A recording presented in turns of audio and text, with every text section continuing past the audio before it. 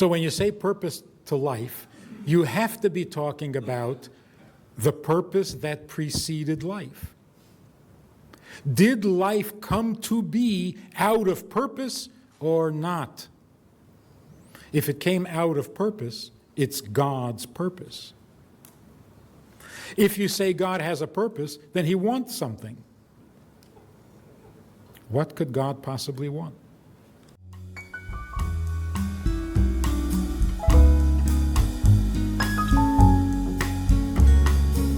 Let's talk a little bit about God.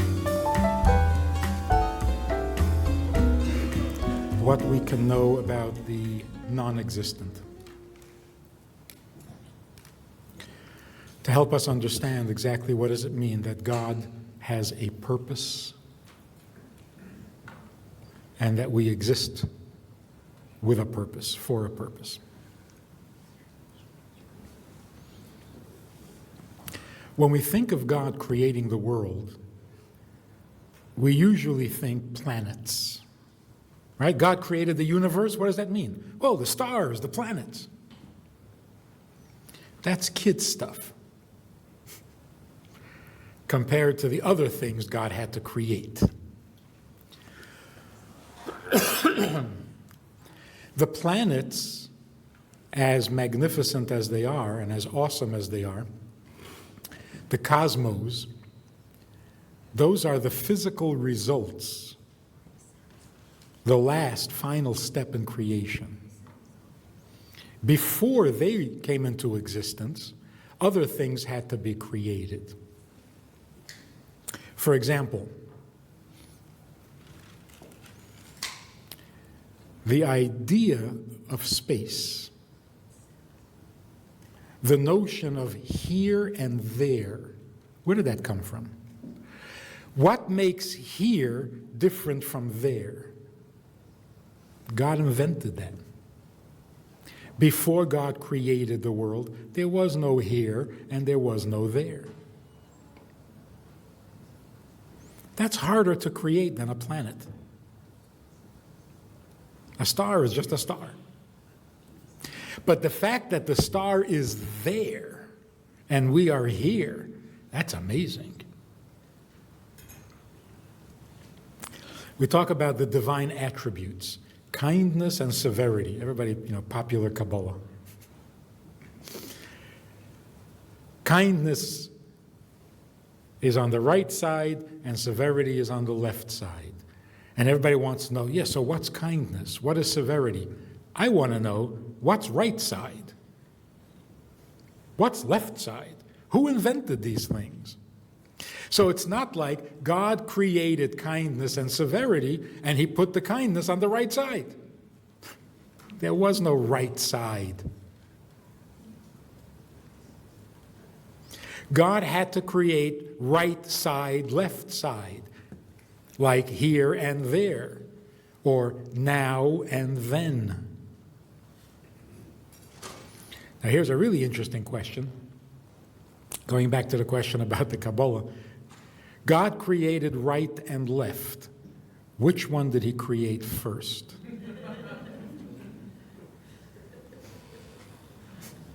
The answer is, he created the right first, then the left. Well, if right came before left, doesn't that constitute time?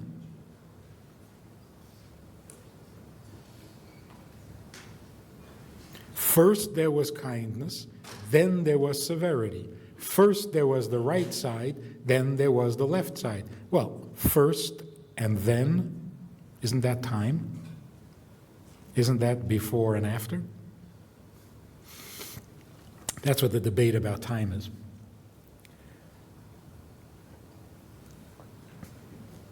So what did God create first?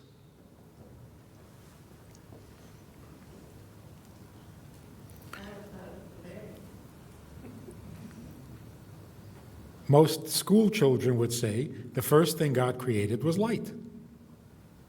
Because that's what it says. God said, let there be light. That was the first thing.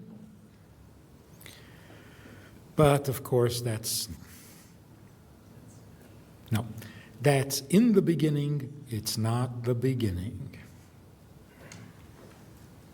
What did God create first? Well, the question here about going from theory to fact. Before God created anything, God created principles, which did not exist. They are part of creation. God created the idea of opposites, that one thing is opposite another thing. Before creation, there were no opposites. There was only God. In fact, we have to wonder, why would God create opposites? That's kind of a negative, it has a negative connotation. Opposites? That's war. That's conflict. In fact, talking about the numbers, it is said that the number 2 stands for war. 1 is peace, 2 is war. 3 is reconciliation. If you have 1, everything's wonderful. You have 2, nothing is wonderful. That's conflict, that's tension, that's bad. 3 means bringing the 2 together. So every number is really the result of a principle. Why is there a 1? Why is there a 2? Why can you add 1 to 1? Why are they addable? Why do they work together? So when you say 1 plus 1, really? You can do that? The numbers accumulate, they build up, they add to each other. Who invented that? And if you can add 1 to 1, then you can subtract 1 from 2. Who invented that? So, before God actually created the physical universe, he first created a universe of principles. But that universe didn't satisfy. And so he continued on to create the physical universe. In the physical universe, God created heaven and earth. Heaven didn't satisfy. So after creating heaven, God never mentions it again. So the Torah begins, in the beginning God created heaven and earth. And the rest of the conversation is about earth. Nothing more is said about heaven. So as fascinating as heaven might be, that's not the end goal. But let's back it up a little. Before God creates principles, what was there?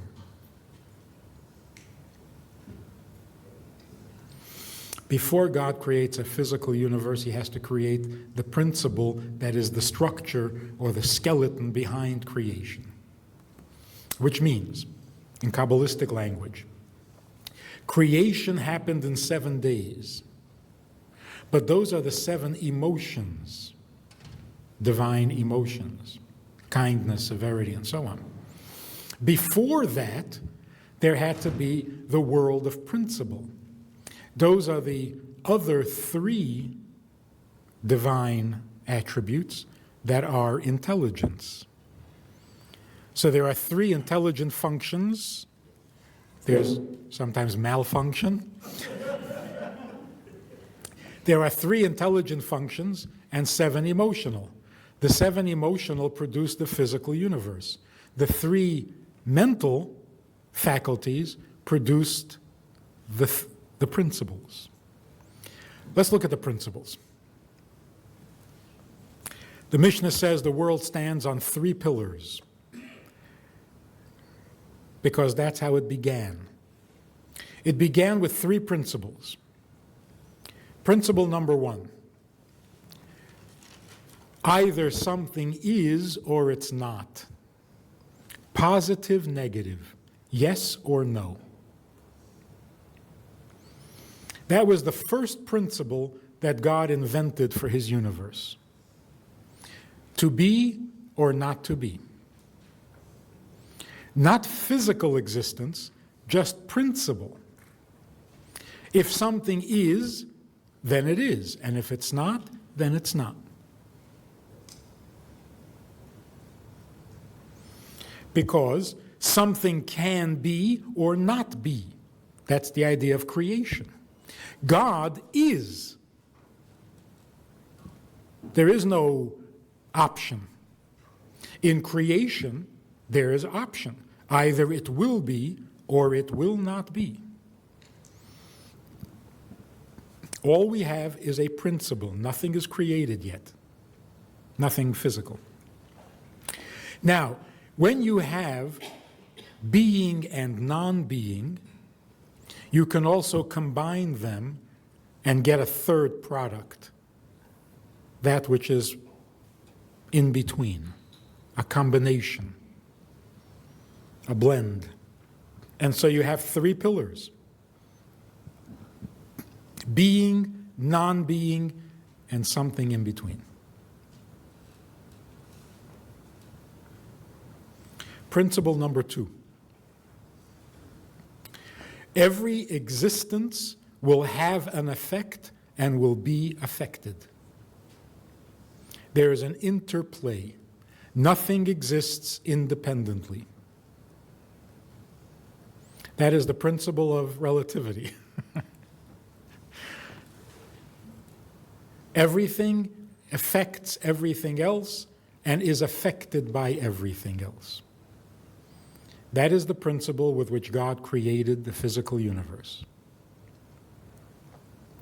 Affect and being affected. You have these two polar opposites. You also have a combination. Affecting or being affected at the same time, a blend. Again, three pillars. The third principle with which God created the world is that everything in the world will either increase or decrease. Nothing stays at the same place. Or in different words, the effect that one thing has on another, what will that effect be? Either an increase or a decrease. It will either enhance or diminish the other's existence.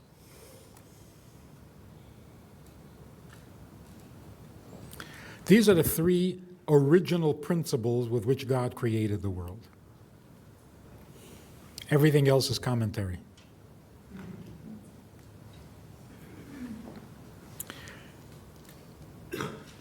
What came before the principles? Logically. Before God set out principles for existence, what was there? Well, obviously there was God. But that doesn't tell us anything. Yes? Desire. Before there was a principle, there was an interest. Why create? The principles are the manner in which he is going to create. But what motivated, what moved God to principles?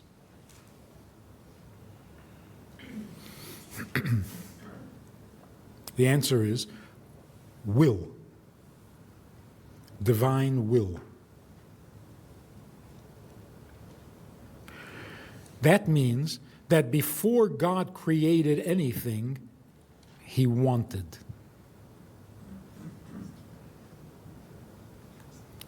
This changes our whole view of the world. We always perceive the world as something God created, and then made choices. I want this, I don't want that. I like this, I don't like that.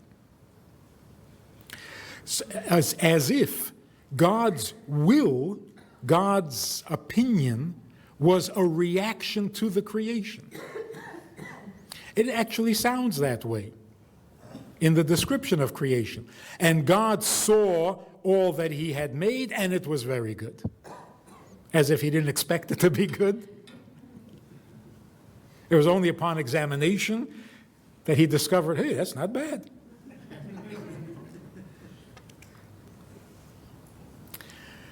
Before God creates anything, there is already a will. The question is, what is that will directed at? We must believe, simple logic, that God created the world willingly. What could force him? So he created the world willingly. We know, therefore, that when God decided that the world is going to look the way it looks, well, that's what he wanted. But is that what his will was directed at? Medrash puts it in a strange way. The Medrash says, the description of creation says, God said, let there be light, and there was an evening, and there was a morning, one day. Then God said, let there be a firmament, there was an evening and a morning, one day. In other words, there was a nighttime, there was a daytime, and that's a day. The Medrash says, God created the nighttime and the daytime to make a day. I don't know which of the two he prefers, the night or the day. But then, when I read a little further, it says, God saw the light and it was good. Aha. So he likes the light, not the dark. But the Medrash puts it in a strange way. Why don't you just simply say, God created night and day, and he likes the light because look what it says. Instead, the Medrash says, I don't know which one he likes. Oh, read a little further. Sure. Why didn't I think of that? Just read a little further, and it says he likes the light. So what is this drama? I don't know which one. And another thing, what do you mean you don't know which one? What, you think he prefers the dark? The answer is, you can't tell with God, you know. Maybe he prefers the dark. We can't say things about God simply because we assume it. I love when people say, I don't believe in God, but if there was a God, he would never. Oh, come on. Why would he do that? Nah, he would never do that. You don't know with God until he tells you. So until God says the light is good, dark and light, good and bad, right and wrong, who knows? Who knows what is in the mind of God? So the Medrash is telling you, you don't know. You can't assume that God prefers the light over the dark unless he tells you. You can't assume it. What is it that he wants? It could be that his will ends when the world is created. So he wanted the world to have a night and a day. That's where his will is complete. Now, does he prefer light or day? Who says he prefers either of them? His will is now complete. He's got a world, that's all he wanted. Now, whether the world is going to be good or bad, light or dark, he doesn't care. He's done. His will is finished. It's possible. So God says, no, I'm not finished. I want light. Where does that primal will land? What is it directed at? What is it that he wants? Okay, so now, logically speaking, God cannot be compelled to create. it must be voluntary. It must be more voluntary than anything we can imagine. Because when we're doing something voluntarily, it's not completely a free choice. We're influenced. It's like saying, I voluntarily ate breakfast this morning. Oh yeah, sure. Very voluntarily. Well, nothing forced me. But then again, I don't have to be forced. I'm already inclined to do that. So is it voluntary or is it programmed? But with God, it's completely voluntary. So God creates the world willingly. What is that will focused at? Is it the will to have a world? Or is it the will to have the world produce or do or amount to something more than just a creation? That is the entire debate that is legitimate in religious thinking. It is not legitimate to say, I'm not sure there's a God. That's nonsense. A 15-year-old said to me, she's a yeshiva girl, and she says, I have a very serious problem. And I don't know if I should continue with yeshiva. I'm going to drop out. I don't know what to do. I'm a big mess. I said, what's the problem? She says, I'm not sure there's a God. Now, you can't go to yeshiva if you're not sure there's a God. She doesn't want to be a hypocrite. She's got a serious problem. She thought she had a serious problem. But I said to her, are you kidding? She says, no, I really am not sure there's a God. I said, that's not what I'm impressed by. I'm impressed by you think that's a problem. You're 15? And you should know by now whether there's a God? Are you kidding? How are you supposed to know for sure that there is a God? At 15? At 50? At 80? How are you supposed to know that there's a God? And you're upset that you don't know? It's rather arrogant of you. How in the world are you supposed to know? On the other hand, maybe there's no God? What kind of ridiculous notion is that? You're about 5,768 years too late for that. God has been around for all those years. Maybe there is not a God? That's ridiculous. It just doesn't make any sense. Like somebody said to me, I don't know why I have to believe in God. I said, because his name was on the cover of Time magazine. Remember a couple of months ago? Something God and whatever. The word God was on the cover of Time magazine. Your name was never on the cover of Time magazine.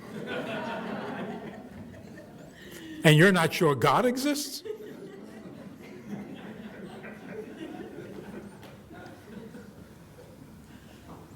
So the question whether there is a God or not is so empty and meaningless. The question that derails people, the question that discourages people, the reason people hesitate to live a fully observant life is not because they doubt God's existence. They don't know God's will. Because initially, if God is really God, then he shouldn't want anything. I mean, what's the point of being God if you have problems? You would think that God, at least God, has no needs. That's the perk of being God. God has needs. What kind of God is that?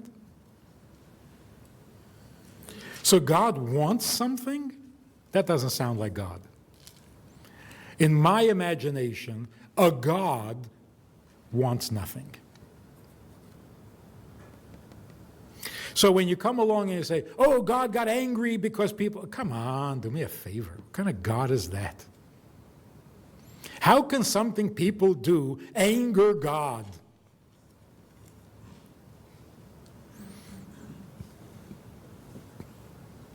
Tevye says, would it spoil some vast eternal plan if I were a wealthy man? It's a very good question. What's God's problem? That's the problem we have with God. It's not whether there is a God. The question is, does he want, and what does he want? That's where we get messed up. That he wants, I think we can resolve pretty quickly. That he wants is evident in the act of creation. If God didn't want to create, nothing would happen. There would be no principles, there would be no actual creation. So before there are the principles of existence, there is an interest, a want. Where does the want come from? Although want precedes intelligence, it still has some relationship to intelligence.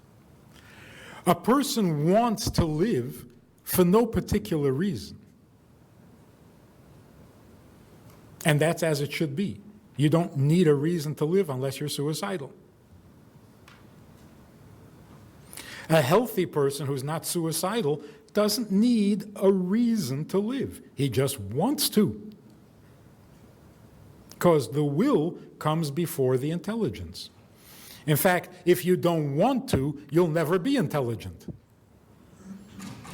We develop our intelligence as a response to our want. We want to know. If you don't want to know, you'll never learn anything. So will stimulates intelligence, but it must precede intelligence. And yet, will has some relationship to intelligence. There's got to be some connection. You don't just want something for no reason at all. What made you want this?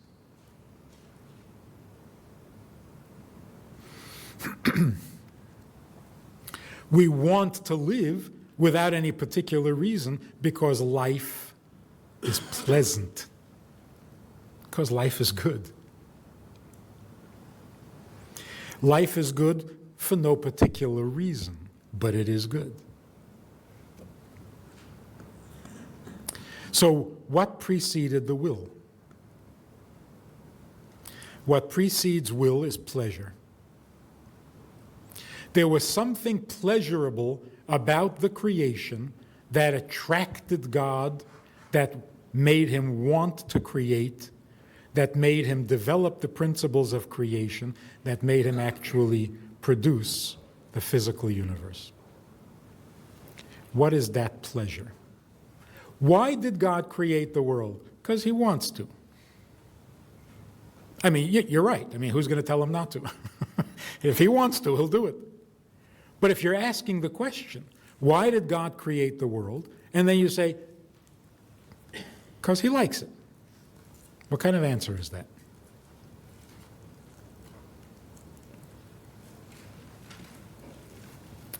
There's a very profound and fundamental message here. God created the world because there's pleasure in it for him. What pleasure can this world possibly give God? Now, you can't ask questions about pleasure. What possible pleasure can you get from eating a vegetable?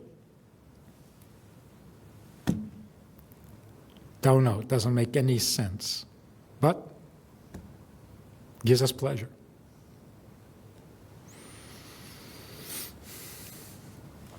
But we understand our experience of pleasure.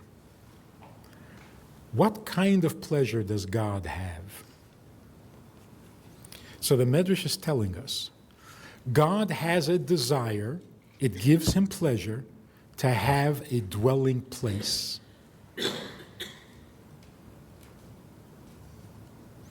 In simple words, it works something like this. Where is God? Everywhere. Isn't that the same as nowhere? It's true, God is everywhere. There is no place devoid of him. That's not a dwelling place. If you're everywhere, you're also nowhere. If you're everywhere, you don't belong anywhere. God's pleasure comes from exchanging the everywhere to somewhere. He wants a dwelling place. He dwells everywhere. That's not a dwelling place. In other words, he wants to go from being everywhere to being somewhere. And that gives him pleasure. He wants to go from being the only exclusive existence to being one with something else. He wants to join something, belong somewhere, be part of something. The fact that he is already everywhere and part of everything, that's not the same. In other words, he wants to go from being impersonal to personal. That's what gives him pleasure. Oneness, not exclusiveness, not aloneness, oneness. That's what we mean when we say Hashem Echad. We're not reminding ourselves that there's only one God. We don't need to say that 3 times a day. What we're saying is not how many gods there are, but the nature of God. The nature of God is that he is one, not exclusive. Because the word for exclusive would be yachid. He doesn't want to be yachid, he wants to be echad. To be one means to be joined, not exclusive or alone. And that's why the first commandment that God gives human beings who are created in his image, therefore should a man leave his mother and father and cleave to his wife and become one in the image of God. Where can God become one? With what? With whom? This is why heaven will not do. Angels are not candidates for oneness, because angels don't understand intimacy.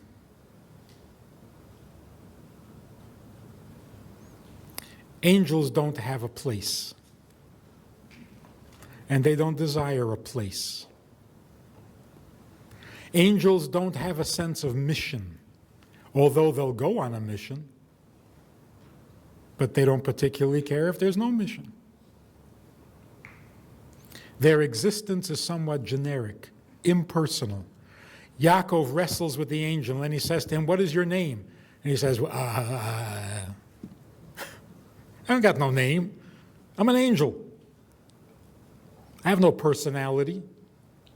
There is no me that has a name attached to it. And so God, looking for oneness, will not find it in heaven or with angels. Where God finds this pleasure is necessarily in the lowest of all worlds.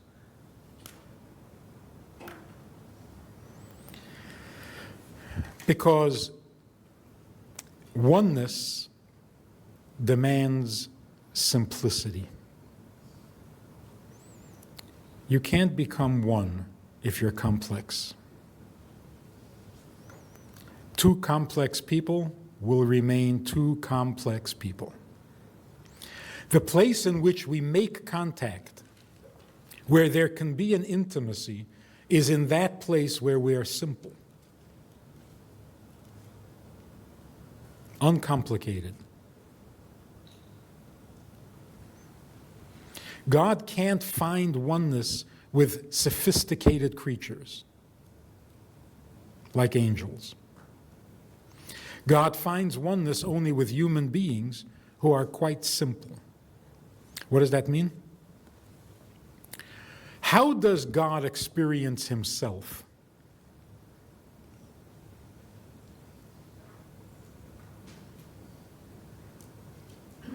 He has no parents.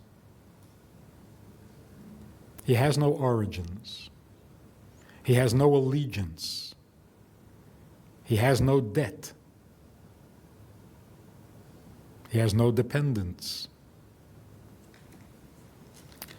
Angels can't understand that at all, because they do have origins, they have a creator, they're indebted to the creator, they have allegiance to the creator. They can't think of themselves without that connection, without that source. And so they see themselves as the result of. And therefore, they worship God to the point of extinction. They die or stop existing out of ecstasy. A human being, on the other hand, to our credit as well as to our shame, we don't feel any allegiance to God unless we think about it. We don't feel any debt. We don't feel connected. We don't feel obligated. We don't feel our origins at all. I am. That's my experience. Should you care to know where I come from, I can explain it to you. But what's the difference? I am. My existence is simple. I am. A stone would be even more simple. A stone is. There's a part of us that's that way too. I am. I am me. Did I come from somewhere? If we must talk about it, yes. Am I obligated? Am I in debt to my parents? Yeah, I guess, if I think about it. Do I have a creator? Only if I stop to pay attention, only if I care to notice, only if I'm willing to submit. Otherwise, by my instinct, I am. That's how a child is born. A child is born aware only of its own existence. I want, I need, give me. That's it. God says, this I can relate to. We can understand each other. When God comes along and says, I want, only a human being can understand that. An angel would say, what do you mean you want? You're God. You don't need anything. Be happy, don't worry. You're God. Only a human being understands this. I am. I am. I just am. And I want. We can understand God. I can be me without you. but I don't want. I can exist independently and separately from everybody else. I don't want. Poetically, we can say, no human being can exist on his own. Yes, you can exist on your own. We don't want to. It gives us no pleasure. To belong everywhere is frustrating to a human being. I want to have a place of my own where I belong. Why do I need that? I don't know. But without that, there's no pleasure. Because I'm created in God's image. So now, what have we got so far? Number one, we know that before God creates a world, there are principles that need to be created that we take for granted. Time, space, right, left, up, down, higher, lower, good, bad, right and wrong. These are all inventions. So when God created mitzvahs and sins, he first had to create the notion of right and wrong, of good and bad. And then say, okay, this belongs to the bad, this belongs to the good. God didn't put the sun in its orbit and then, oh, look at that, a day just went by. That's not how it worked. God created day and God created night. And he put the sun into the day and he put the moon into the night. The day doesn't result from the sun. The sun's job is to work during the day. Because the day is a principle. The sun is just a thing. The principle comes first. Before the principle, there is will. God's will is not the result of observation or experience. God created people, he watched them behave, he saw them kill each other, and he said, no, I don't like that. Thou shalt not kill from now on. It didn't work that way. First, God created the principle that human beings may not kill. Then he created human beings that can be killed, so that human beings will refrain from doing it. The principle comes first, then the fact. God wanted kosher. That's why he created animals that were and animals that are not. It's not, God created a bunch of animals and he looked at the pig and he said, you're disgusting.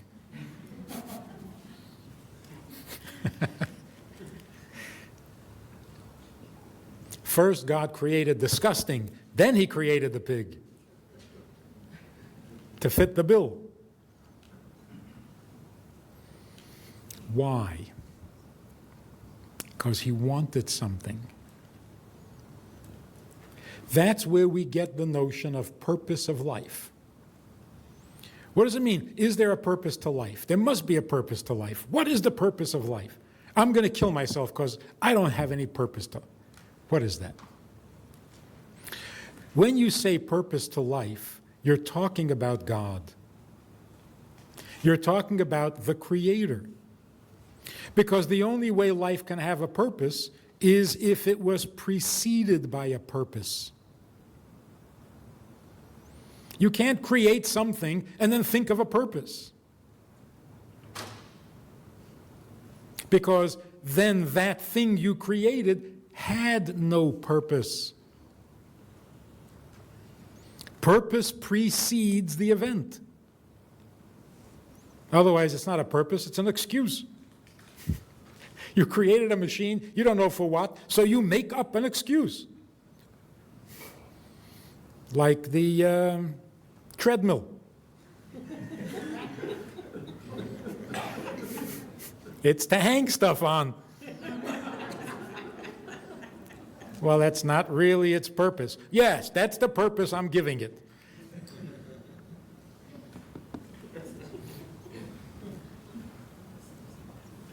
So when you say purpose to life, you have to be talking about the purpose that preceded life. Did life come to be out of purpose or not? If it came out of purpose, it's God's purpose. If you say God has a purpose, then he wants something. What could God possibly want? He wants a dwelling place in the lowest world. Why? Because it gives him pleasure. Why the lowest world? It's the only world that resembles him in reverse. He is the ultimate simple existence because he's everything. And we are simple existence because we're nothing. Because of how little we know and how little we are capable of, we are therefore simple. Simple and simple can create intimacy. When you put aside your complex, sophisticated needs, you are capable of being intimate. If you have a scheme, if you have an agenda, it's not intimacy. Two people with two schemes, no intimacy there.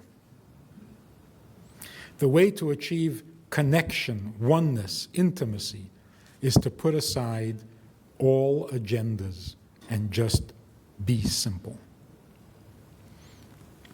Only human beings are capable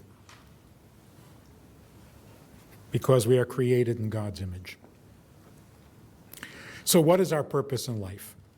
Our purpose in life is to elevate ourselves from the simplicity of a created being to the simplicity of the Creator.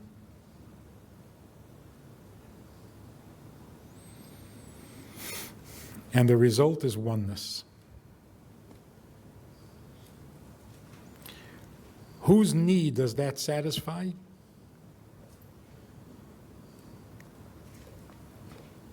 Since we are created in God's image, it's got to be both.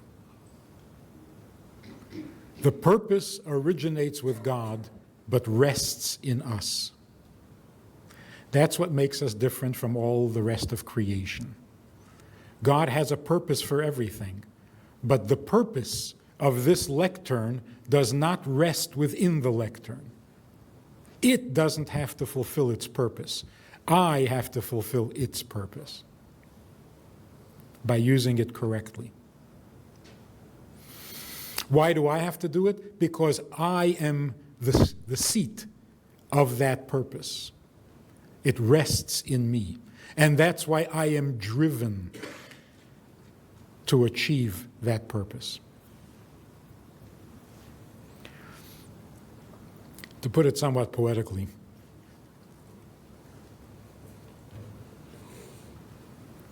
this capacity for simplicity that we have can also be called silence. There's noise, activity within the human being. We have abilities, talents, functions. We can do many things. We have many schemes. But behind all that noise, there's also a quietness. There's a silence. When Aaron's sons run into the Mishkan and die,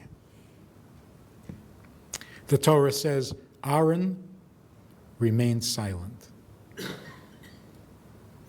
That doesn't just mean he couldn't think of anything to say or had nothing to say. It means that he was able to go into that place within himself where there is no noise. There is silence. There is simplicity. What is. What's true is true. What's right is right. Uncomplicated. Simple. Simple is silent. And in that silence, we perceive reality better than in the noise. So God forbid, when something tragic happens, we are pushed beyond the noise into that silence.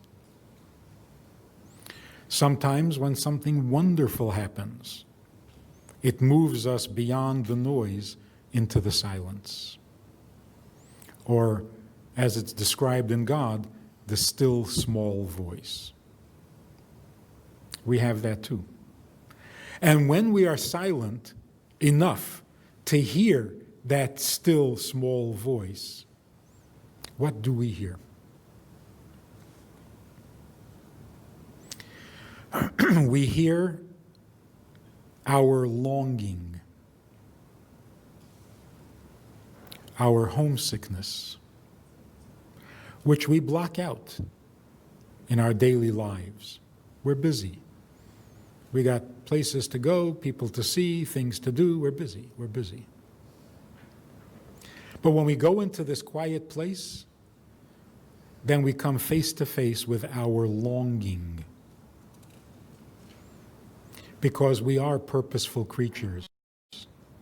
And the purpose gnaws at us. Are you doing it? Are you closer? Are you getting there? Do you even know what it is?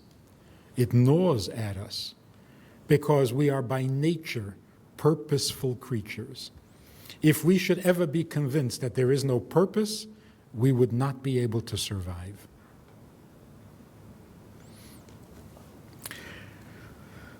I was faced with this person who was suicidal, threatening to kill himself. Why? Because life has lost all meaning. Life has lost all meaning. Nothing means anything. It's all meaningless. It's all empty. It's all vain. It's all nothing. It's nothing.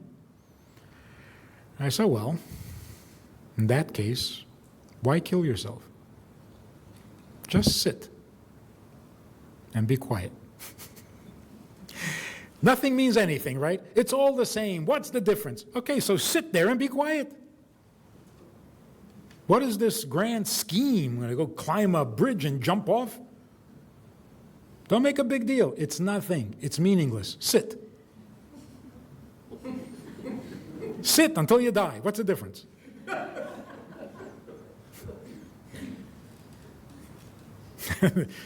Can't do it. Well, if you're really convinced that everything has become meaningless, that it doesn't make any difference whether you live or die, well, then just sit there. No, can't. Too painful. Why? Because a human being is essentially motivated by purpose. We cover it up. We get distracted. We're busy with the noise. But when you get down to it, if you're not fulfilling your purpose, you can't. You can't live. You can't let it be. You can't just sit. You have to believe that you are fulfilling some purpose. Or you have to distract yourself from the entire subject. When you go into that quiet place, you come face to face with that longing. This longing is not a frustrating one, because what we long for is achievable. So in the longing, when we face it, we experience a certain hopefulness, an optimism. I can do it. I need to do it, and I can. So there's a longing and there's a confidence, a hopefulness. And then we remember what our mission is, because it's built in. When we were born, well, when we were conceived, our soul took an oath to serve God by fulfilling the commandments and avoiding the prohibitions. In the birth trauma, we forget. But in that quiet place, there is no forgetting. So when we go into that quiet place, we suddenly experience the reciprocal love that we have for God, that is a reaction to his need for us, which moves us to merge with him, to become one with him, which means to fulfill our vow. And then all of a sudden you want to keep Shabbos, or you want to keep kosher, or you want to go to the mikveh, or you want to read the Torah.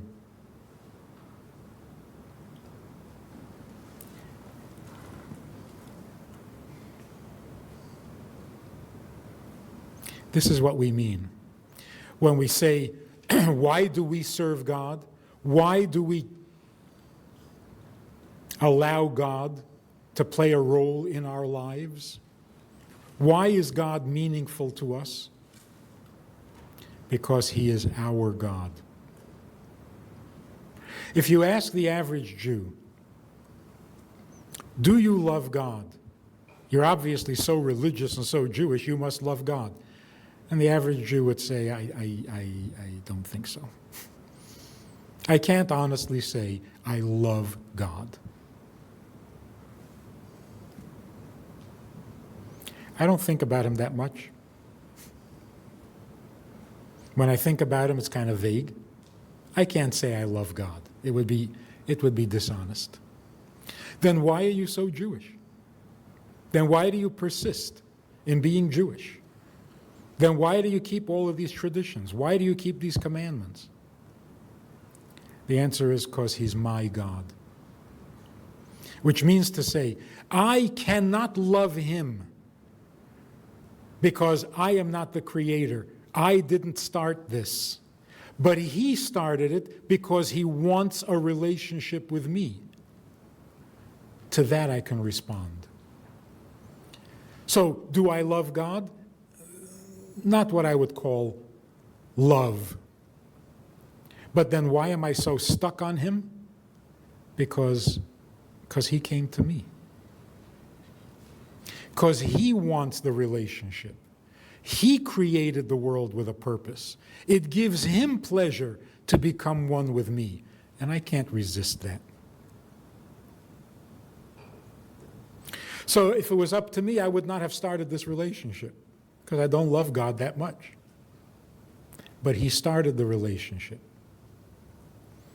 And I can't refuse it. I can't resist it.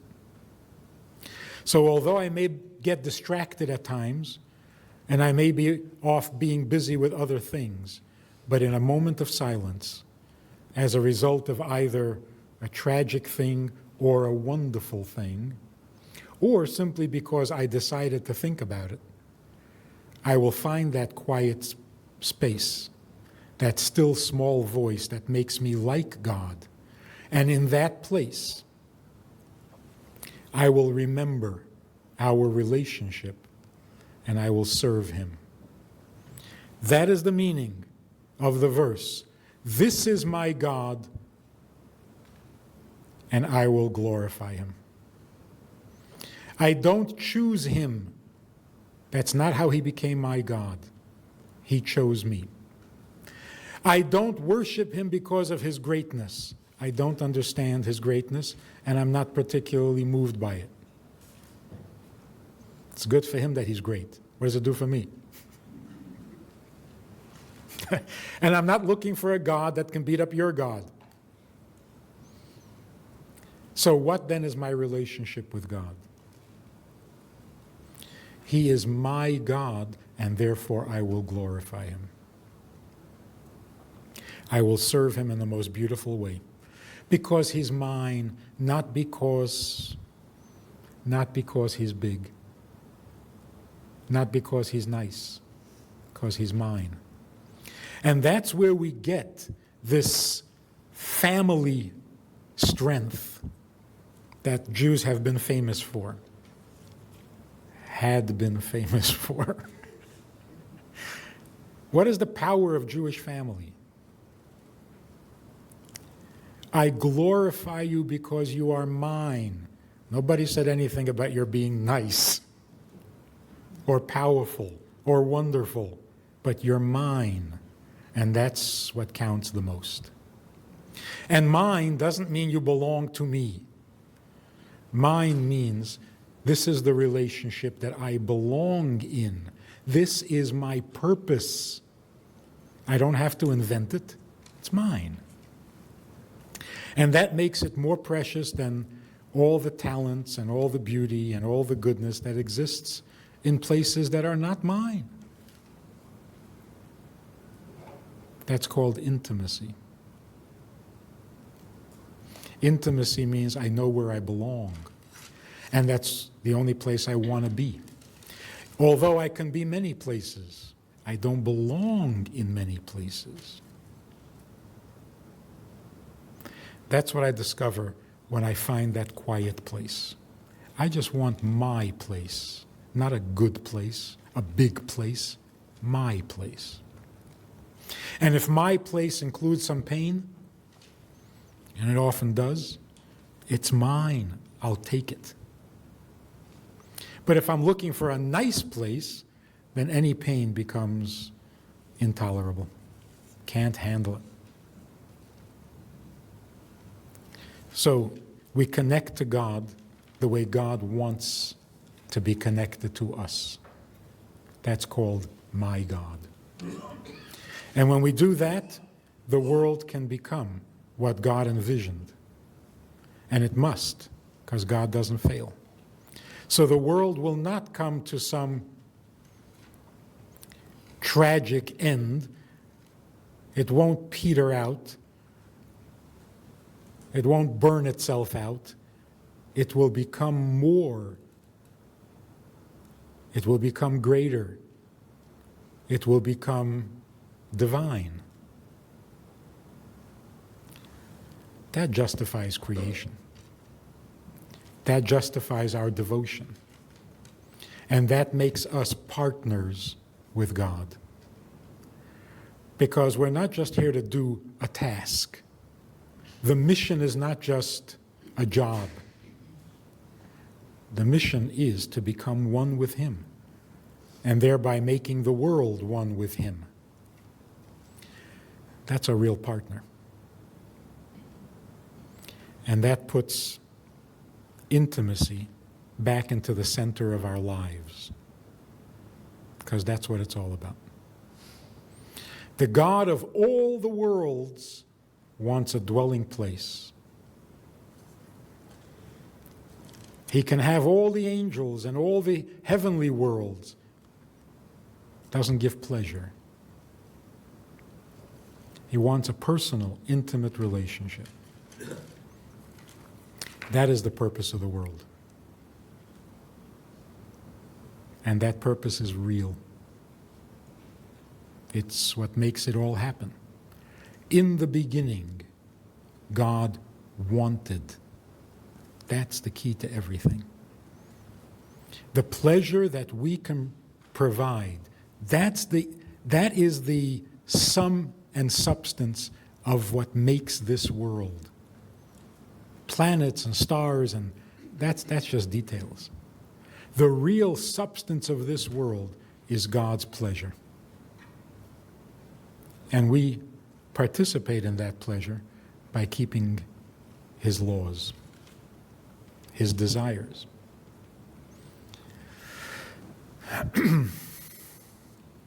If you had to make a choice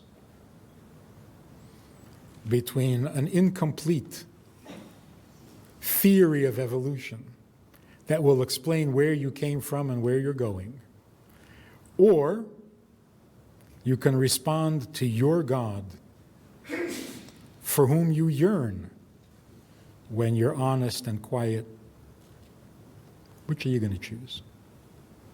There really is no choice. There's no choice.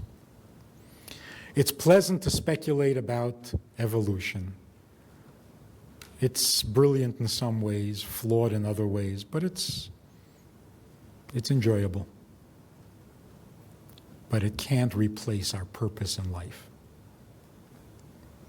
Particularly when you're talking about children. You don't want to tell your children that they came for no reason and it's all going to end for no reason, and in the meantime, just be safe. Don't get hurt. You don't want to tell that to your children. You want to tell your children that God waits every morning for your child to do their part, his or her part, in this vast eternal plan. That makes sense. That's something you can live with. That's something that actually gives life. So if we can get enthusiastic about that, we would be healthy, we would be strong, we would be wise, and we would be very good for our children. What else can you want? So we should all be blessed with this wisdom, and we should raise our children with this wisdom, so that maybe we will have a little nachas from them after all. God wants pleasure from us. We want pleasure from our children. We're created in His image. Partner with Rabbi Friedman. Visit itsgoodtoknow.org/support.